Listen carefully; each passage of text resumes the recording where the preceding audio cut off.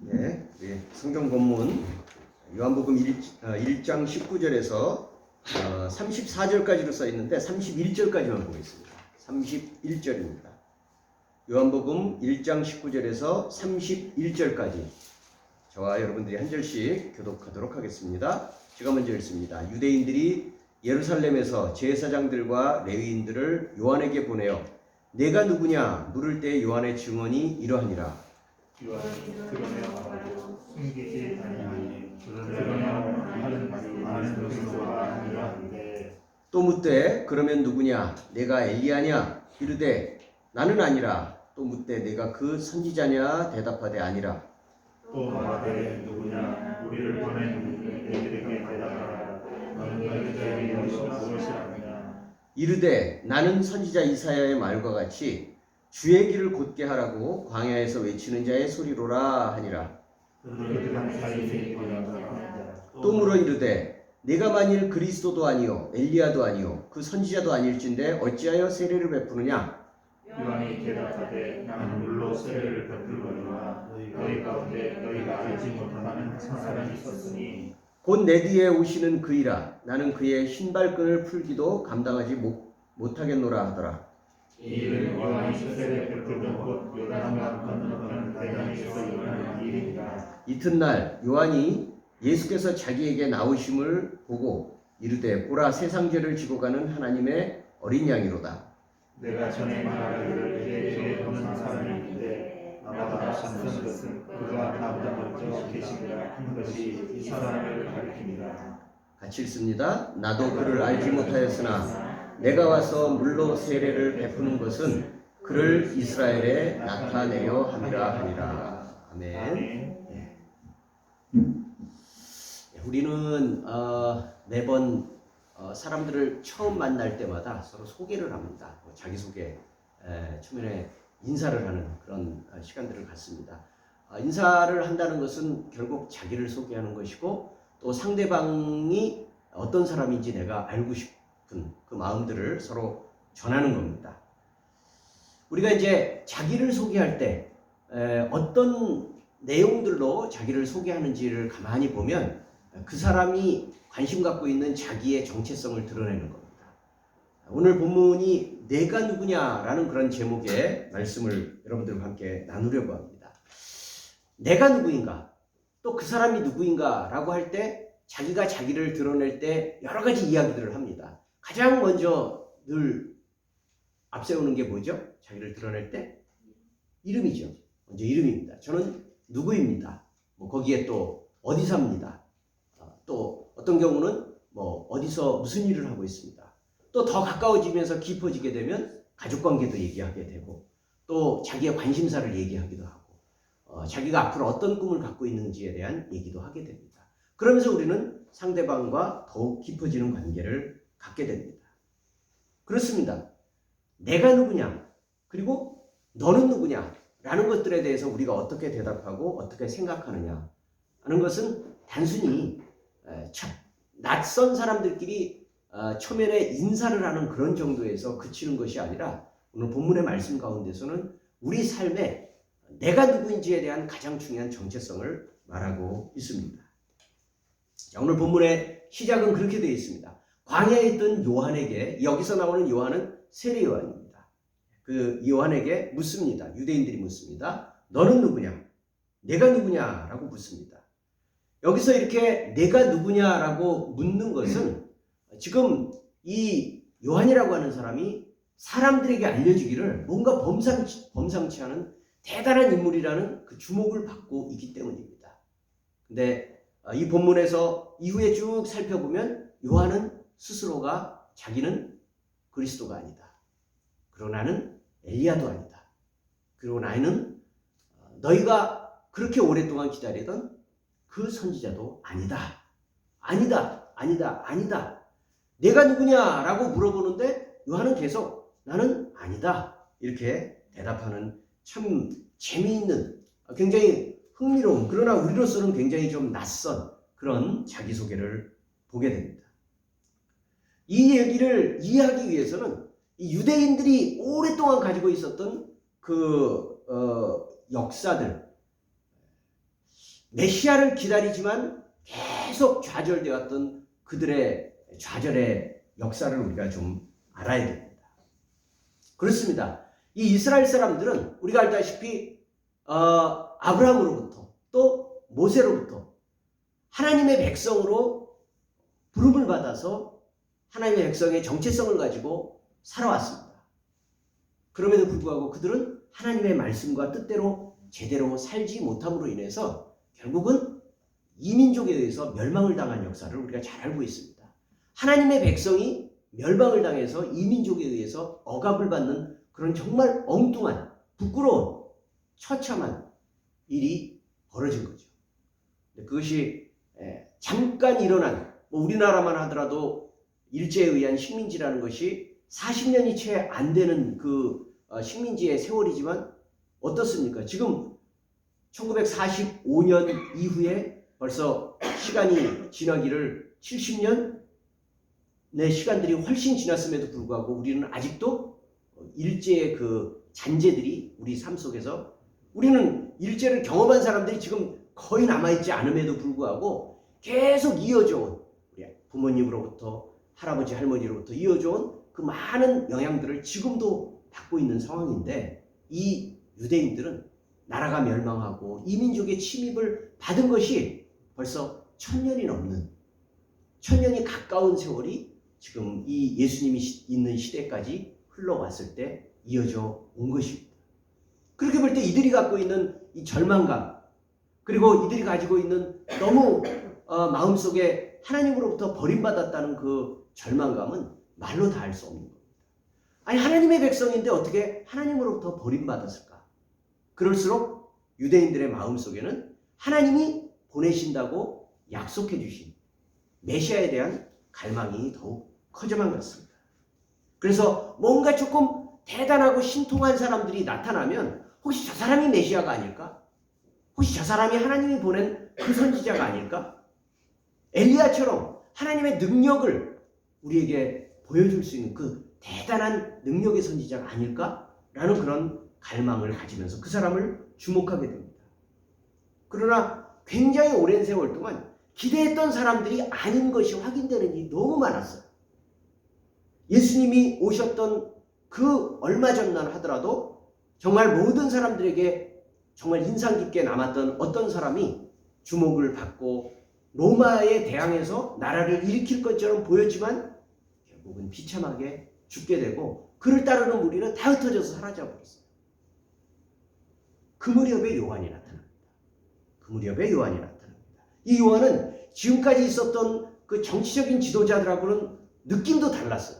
정말 하나님의 말씀과 메시지를 제대로 전하는 그런 능력의 선지자인 것처럼 보였기 때문에 모든 사람들의 관심은 다시 요한에게 쏠리게 됩니다. 그래서 묻는 게 그겁니다. 너는 그리스도냐? 너는 말라기가 온다고 기록했던 그 엘리야냐? 아니면 모세 이후에 내 뒤로 나를 이을 선지자가 있을 것인데 그 선지자냐? 라고 요한에게 거듭거듭 묻고 있는 것입니다.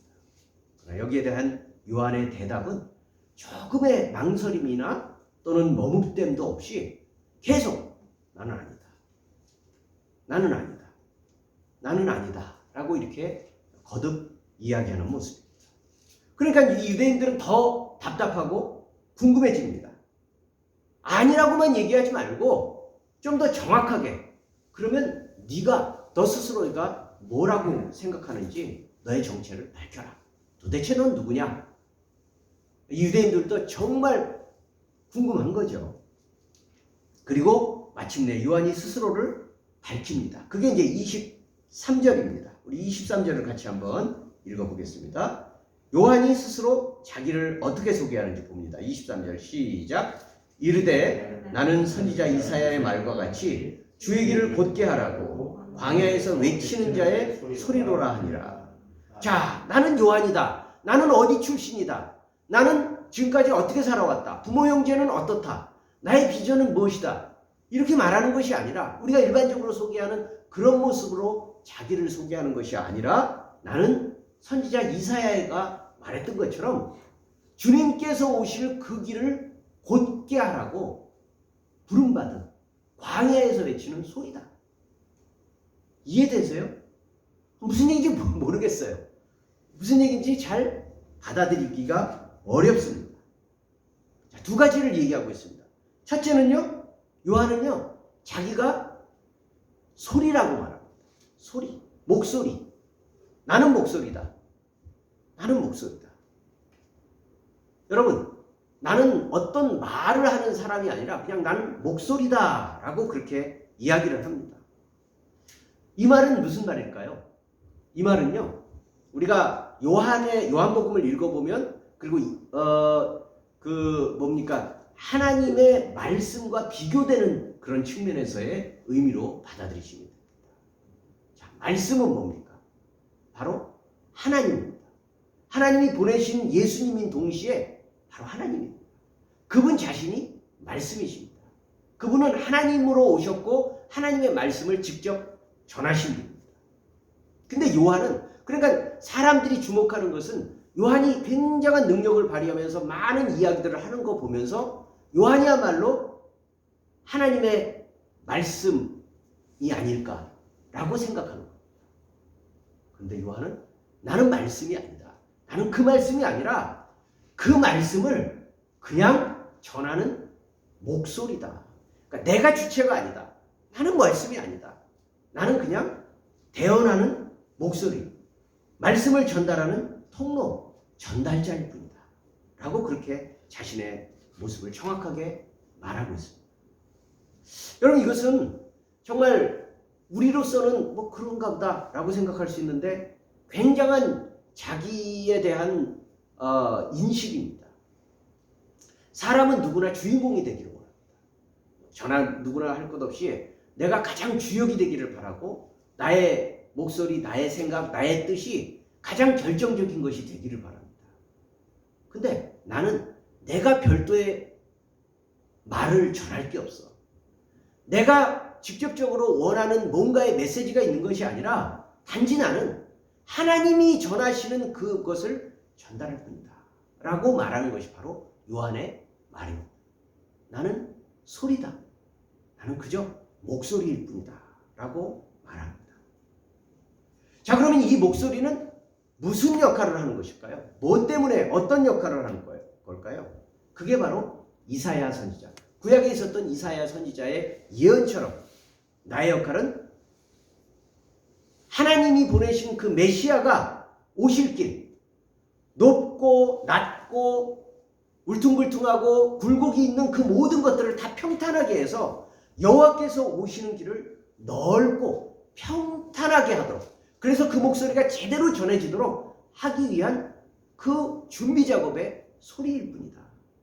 철저하게 요한은 자기가 자기의 주체성을 가지고 본래의 역할을 갖고 있는 게 아니라 온전히 하나님만 전하는, 온전히 예수 그리스도의 말씀만 전하는 소리에 불과하다라는 것을 정확하게 자기의 인식을 하고 있습니다. 이게 바로 요한의 정체성입니다. 자기의 이름이나 가문이나 인척관계나 직업이나 거주지, 이런 것들이 요한에게 있어서는 중요하지 않습니다. 사실은요, 요한도 굉장히 괜찮은 가문입니다. 제사장 가문입니다. 그리고 요한은 이미 이 자리에 설 때까지 오랫동안 사람들의 주목을 받고 있는 상황이기 때문에 만약에 요한이 원한다면 얼마든지 그 이스라엘에 있어서의 굉장히 유력한 지도자로 떠오를 수 있는, 헤롯과 그 많은 종교 지도자들을 대신할 수 있는 아주 유력한 지도자로 떠오를 수 있는 그런 상황임에도 불구하고 요한은 거기에 대한 관심이 없습니다. 그의 관심은 오롯이 한결같이 하나님으로부터 받은 자신의 사명, 곧 오실 메시아, 그분이 오실 길을 평탄하게 만들어서 그분이 전할 말씀을 미리 앞서 전하는 목소리의 역할을 하는 것이 요한의 사명이고, 그게 자기라는 거예요. 그 이상도 그 이하도 없고 그게 바로 나다. 그걸 위해서 나는 이 땅에 왔다라고 그렇게 요한은 자기의 정체성을 설명하고 있습니다. 이 요한은요, 심지어 이제 이 요한복음 바로 뒤에를 보면요. 요한을 따르는 많은 제자들이 있었어요. 요한이라는 사람이 방금 말씀을 드렸듯이 굉장히 뛰어난 영향력을 가지고 있었기 때문에 그를 따르는 추종자들이 많았는데 그 가운데도 수제자들이 있었는데 그 수제자들이 예수님이 나타나신 이후에 예수님께로 가는 그 길을 말리기는커녕 더 적극적으로 예수님을 소개해주는 역할까지 하게 됩니다. 그래서 우리가 알고 있는 예수님의 그 12명의 제자 가운데 베드로, 안드레, 요한 이 세 사람은 원래는 세례 요한의 제자였는데 세례 요한이 예수님에게 너는 나를 따르지 말고 너희들은 예수님을 따라라. 그렇게 인도할 만큼 철저하게 세례 요한은 자기가 아니라 예수님을 보여주고 예수님을 드러내고 예수님의 소리로서의 역할을 충실하게 감당하고 그게 바로 나다라고 말하면서 평생을 살아왔습니다. 자, 여러분, 우린 여기서 도대체 예수님을 요한에게 찾아와서 너는 누구냐? 라고 물었던 사람들에 대해서 그 사람들이 누구인지 잠깐 살펴볼 필요가 있습니다. 여기에 보면 그들의 신분이 나와 있습니다. 19절에 보면 유대인들이 예루살렘에서 제사장들, 레위인들을 요한에게 보내었다. 자, 유대인들, 제사장, 레위인. 그 다음에 또 여러분 24절에 보면 그들은 바리새인들이 보낸 자라. 바리새인이라는 사람들이 또 나옵니다. 여러분 여기서 먼저 나오는 유대인들. 내가 누구냐라고 요한에게 가서 말하도록 했던 사람들이 첫째는 유대인들입니다. 우리 유대인이라는 말을 많이 듣지만 여기서 나와 있는 유대인들은 많은 유대인들 가운데서 한정된 사람들입니다. 다시 말하면 예루살렘 중심에서 살고 있었던 예루살렘 중산층 유대인들을 말합니다. 뭔가 이렇게 좀 힘이 있고 능력이 있고 제법 힘이 있었던 수도권 예루살렘의 지위를 가지고 있던 그런 사람들을 말합니다. 그런 사람들이 제사장, 레위인들을 보냈다. 여러분들 제사장과 레위인들은 우리가 잘 알다시피 성전의 종교 전문가들입니다. 이 사람들도 역시 당연히 사회 지도층 인사들입니다. 그리고 바리새인들이 나옵니다. 이 사람들은 존경받는 또 전문 지식인들이죠. 말씀을 가르치고 사람들에게 지식을 가르치고 예전에 조선시대로 말하면 사대부와 같은 그런 사람들이라고 얘기할 수 있을 것입니다. 여러분 이들이 요한에게 가서 너는 누구냐라고 묻도록 했습니다. 그리고 직접 자기들이 와서 너는 누구냐라고 요한에게 묻습니다. 왜 그랬을까요? 왜 도대체 이 사람들은 요한이 궁금했을까요? 왜 그러냐면 지금 요한은 이들의 사회적이고 정치적이고 또 그 종교적인 관계 가운데서 자기들의 지위를 위협하는 아주 정적처럼 느껴졌기 때문에 지금까지는 예루살렘을 중심으로 해서 성전을 중심으로 해서 이 유대인들도 또 바리새인들도 또 서기관들도 또 레위인들도 바리새인들도 다 자기들이 힘을 가지고 영향력을 행사하면서 많은 군중들을 이끌어갔던 지도자의 역할들을 감당했는데 갑자기 듣도 보도 못한 요한이라는 사람이 광야에서 세례를 베풀기 시작하면서 많은 사람들이 그를 따르기 시작하는 거예요. 그래서 두려움이 생긴 겁니다. 자신들의 지위를 흔들 수 있을 만한 뭔가 위협적인 사력이 되지 않을까라고 생각해서 탐문을 하기 위해서 물어보는 겁니다. 너 누구냐? 너 어디 출신이냐? 너는 네가 하는 모든 일들의 근거 출처가 어디로부터 나온 거냐? 라고 묻는 것이 곧 그 사람의 위협들을 감지했기 때문입니다. 자, 그런데 요한은 어떻게 답변합니까? 좀 전에 우리가 봤듯이 아니다. 나는 너희가 생각하는 그리스도도 아니고 나는 그 선지자도 아니고 엘리야도 아니다. 라고 그렇게 계속 자신을 부인합니다. 그래서 이 유대인들은 더욱더 확실하고 분명한 대답을 요구하게 됩니다.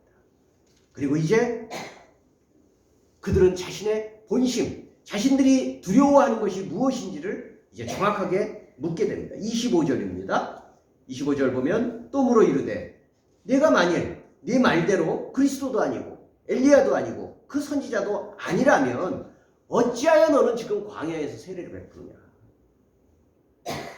여러분, 세례 베푸는 게 뭐가 중요할까요? 이들에게 있어서 굉장히 중요합니다.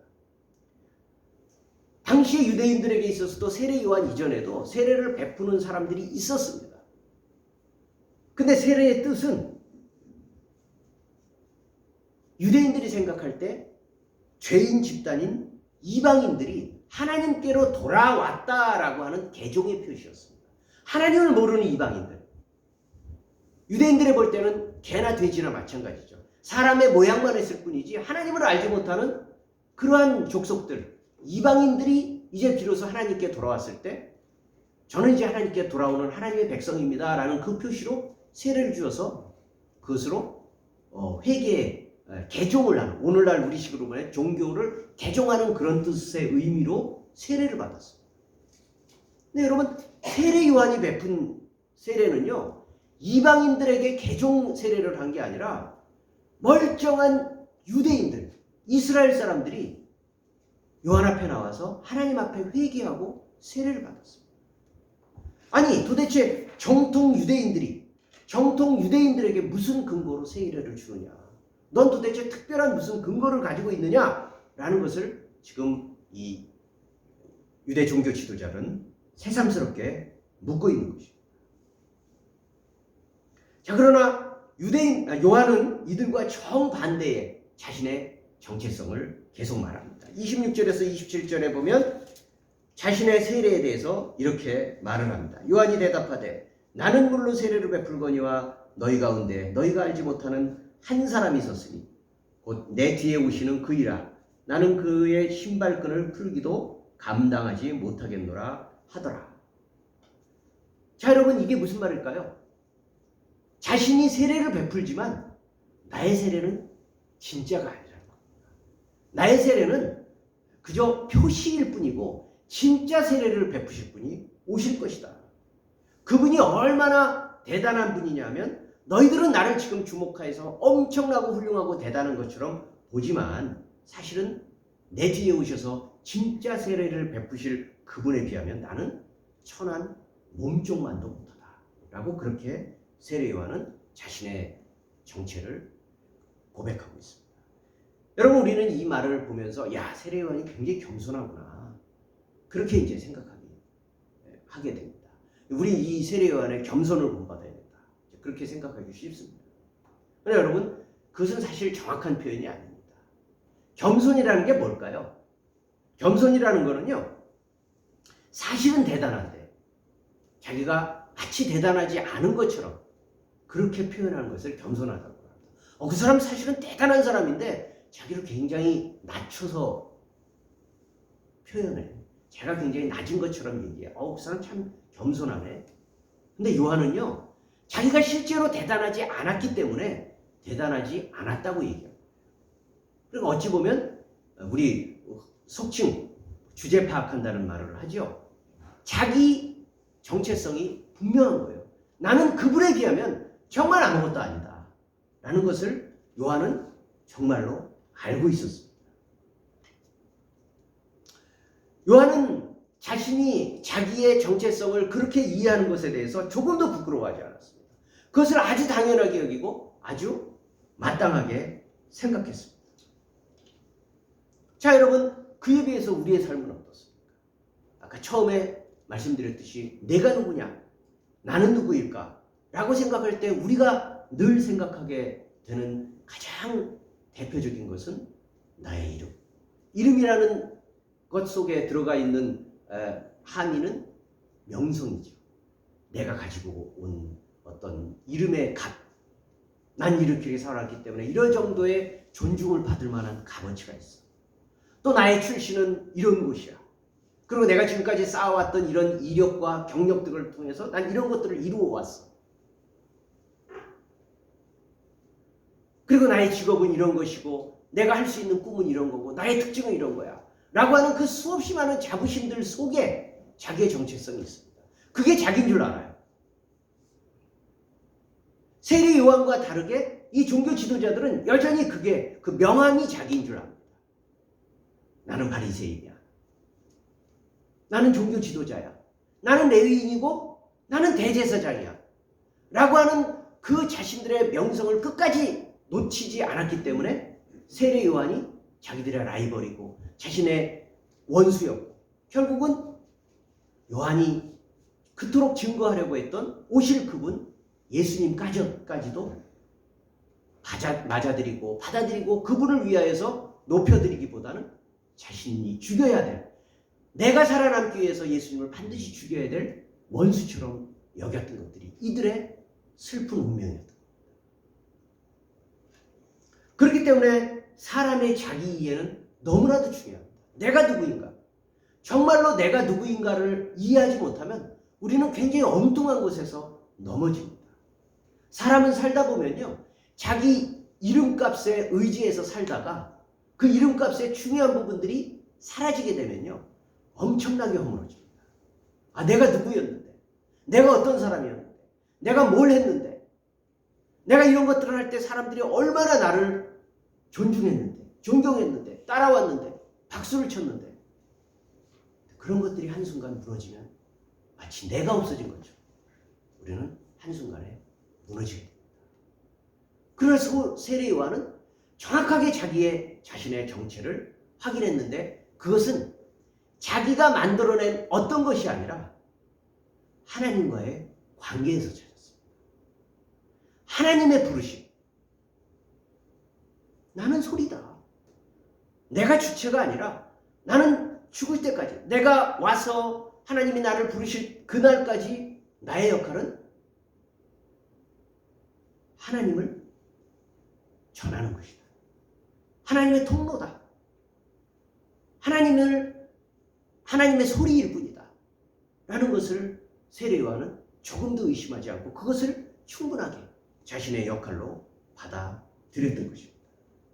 그리고 세례 요한은 끝끝내 죽음에 이르기까지 자신의 그 역할을 온전히 감당했지만, 사람들이 볼 때는, 세상 사람들이 볼 때는 정말로 꽃도 제대로 피워보지 못한, 제대로 자기의 능력도 발휘해보지 못한 채로 죽은 아주 불행한 사람이었지만, 요한은 그 자신은 죽을 때까지 자신은 하나님의 소리로 살았던, 그리스도의 소리로 살았던 것을 가장 큰 기쁨으로 여겼던 그런 행복한 사람으로 살았을 것입니다.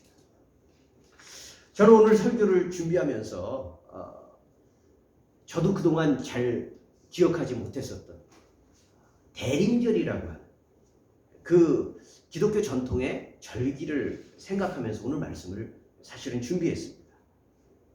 대림절 들어보신 분 있으세요? 저도 사실 생소합니다. 우리 대부분 개신교 같은 경우는 기독교 절기라고 해봐야 성탄절, 또 부활절, 그리고 이제 고난주간, 뭐 그런 정도 지키는 게 이제 대부분이거나, 조금 더 많이 지킨다고 해봐야 뭐 사순절, 뭐 이렇게 이제 몇 군데를 지키는 것이 대부분인데, 대림절이라고 하는 것을 우리는 잘 모릅니다. 대림절은 뭘까요?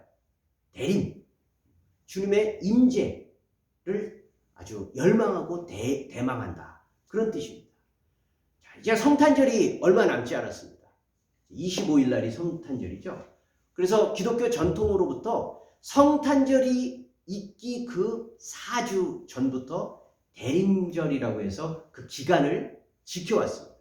다시 말하면 예수님이 오시는데, 아기 예수님이 탄생하시고 또 예수님이 재림하실 그날에 대한 마음을 그냥 갑자기 오늘 성탄절이야 하고 모여서 하는 것이 아니라, 성탄절을 벌써 4주부터 마음속으로 진심으로 주님이 오신다는 게 뭘까? 주님이 오신다는 게 나에게 무엇일까를 기대하고 소망하고 대림하는 그런 마음으로 기대하는 것이 바로 대림절의 의미입니다. 우리는 잘 알다시피 가면 갈수록 성탄절이 그저 그래요. 그리스도인들에게는요, 별로 세상 사람들을 하고 구별되지 않는 특별한 의미가 없어집니다. 그냥 연말 분위기와 더불어 흥겹고 즐거운 휴일 정도로 지나갑니다. 물론 성탄절을 기념하면서 뭔가 행사들을 많이 해나가지만 우리가 정말 예수님을 대망하면서 오심을 기다리면서 준비하는 마음은 어느샌가 우리에게 없어진 것 같습니다. 그럴 때 성경을 살펴보면 주님의 탄생을 기다렸던 수없이 많은 사람들이 있었어요. 주님의 오심을 준비했던 수없이 많은 사람들이 있는데 그 가운데 첫 번째가 역시 세례 요한이었던 거죠.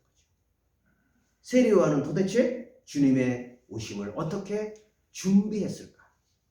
요한은 자신의 대단한 것, 자신의 능력, 자신의 이름값, 자신이 베풀어온 여러 가지 능력, 이런 것들 속에서 자신의 인생을 살아오지 않고 오직 메시아의 소리로서 오실 그분의 충실한 길을 닦는 사람으로서의 자기의 삶을 고백했고 또 그렇게 충실하게 살았습니다. 자, 그 너는 누구냐라고 불렀던 그 소리를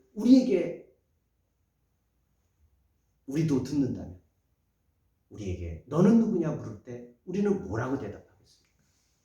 우리가 지금까지 살아왔던 삶에 있어서의 익숙했던 이력이나 나의 이름값이나 내가 바라던 여러 가지 꿈이나 생각이나 이런 것들로 나를 규정하게 되면 그런 것들이 흔들리는, 무너지는 순간에 우리 인생 자체가 의미가 없어집니다. 그러나 우리는 그것이 아니라 하나님과의 관계, 하나님이 우리를 이 땅에 보내셨고 또 마침내 우리를 부르실 그날까지 우리를 이끌어 가신다는 그 사실, 그 내용들 속에서 내가 하나님을 바라보고 내가 그 안에서의 나의 역할을 바라볼 때 나는 누구인지 분명히 알 수 있을 것입니다. 이제 성탄절을 4주 앞둔 오늘 우리가 주님 앞에서 다시 서는 마음으로 내가 어떻게 주님의 오심을 준비할 수 있을까? 그것은 내가 누구인지를 잘 아는 것으로부터 시작될 것입니다. 요한의 오늘 이 본문의 말씀처럼 내가 하나님과의 관계 속에서 나의 모습을 알므로 인해서 예수 그리스도의 오심을 정말로 믿음으로 말씀으로 잘 준비하는 저와 여러분들 되시기를 주님의 이름으로 축원합니다. 아멘.